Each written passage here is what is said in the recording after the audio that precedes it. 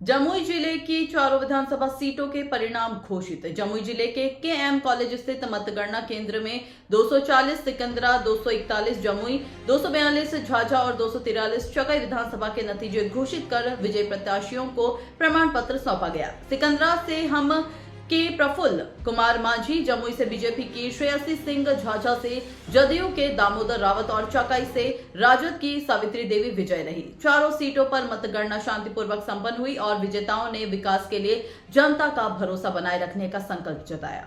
विधानसभा क्षेत्रवार बड़ी संख्या में मतदाताओं का रुझान क्षेत्रीय समीकरणों और विकास एजेंडे को दर्शाता है। आइए देखिए खबर विस्तार से। भारत नेशन के लिए विनय यादव की जमुई से खास रिपोर्ट। भावुक दिन है हमारे लिए।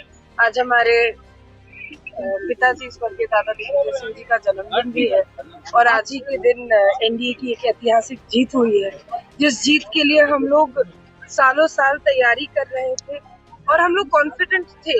लेकिन आज जब परिणाम भी अपने पक्ष में आता है तो निश्चित रूप से खुशी भी होती है।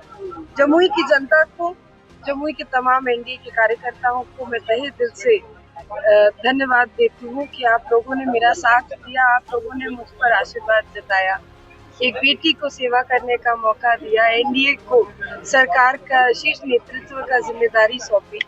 और मैं ज्यादा कुछ नहीं कह सकती, लेकिन पिछला चुनाव हम लोग 2020 में 41,000 के रिकॉर्ड के साथ जीते थे और इस बार 2025 में पुनः अपने रिकॉर्ड को तोड़ते हुए भारतीय जनता पार्टी ने 54,772 वोटों के साथ रिकॉर्ड कायम किया।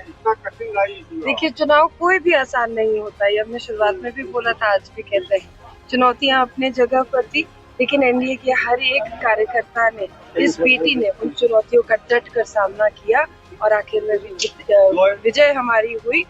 हम लोग सब लोग ये मानते भी हैं, जानते भी और एहसास भी करते हैं कि आप जब जो सच है वो डराया जा सकता है, लेकिन सच को आप पराजित नहीं कर सकते। जमुई में उद्योग लाएंगे आप? जमुई के विकास के लिए क्या करेंगे? निश्चित रूप से जमुई में विकास के लिए जिन बातों पे हम लोगों ने पहले चर्चा किया था, उन्हीं कार्यों को लेकर हम लोगों को आगे बढ़ना है। जो इंडस्ट्रियल रेवोल्यूशन की हम लोग बात कर रहे हैं, जो डिफेंस कॉरिडोर की बात कर रहे हैं, वो रोजगार के लिए उसको धरातल में अगले 5 साल में हम लोग उतारेंगे। जो इंफ्रास्ट्रक्चर के काम अधूरे रह गए हैं, उस इंफ्रास्ट्रक्चर को बनाने की जिम्मेदारी हमारी है और पिछले 5 साल भी हमने विकास के मुद्दों को ही लेकर आगे हम चले। आने वाले 5 साल भी विकास के मुद्दों को जमुई में उद्योग लगेगा?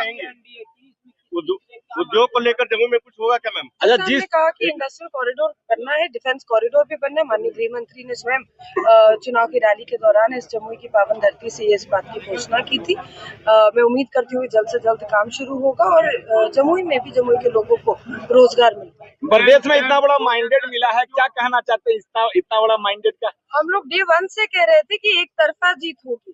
भारतीय जनता पार्टी, एनडीए का हर एक कार्यकर्ता इस जीत के लिए तैयार था, इस जीत के लिए लड़ाई लड़ रहा था, ऑन ग्राउंड था। हम लोग पहले भी बोले थे कि हम ऐसे लोग नहीं हैं जो सिर्फ चुनाव के वक्त बरसात के मौसम को देखकर बाहर निकलते हैं। हम वैसी पार्टी से आते हैं कि 365 दिन जनता के बीच रहकर जनता का काम करना चाहते हैं। विपक्ष का आरोप और प्रत्यारोप अब चलता रहेगा।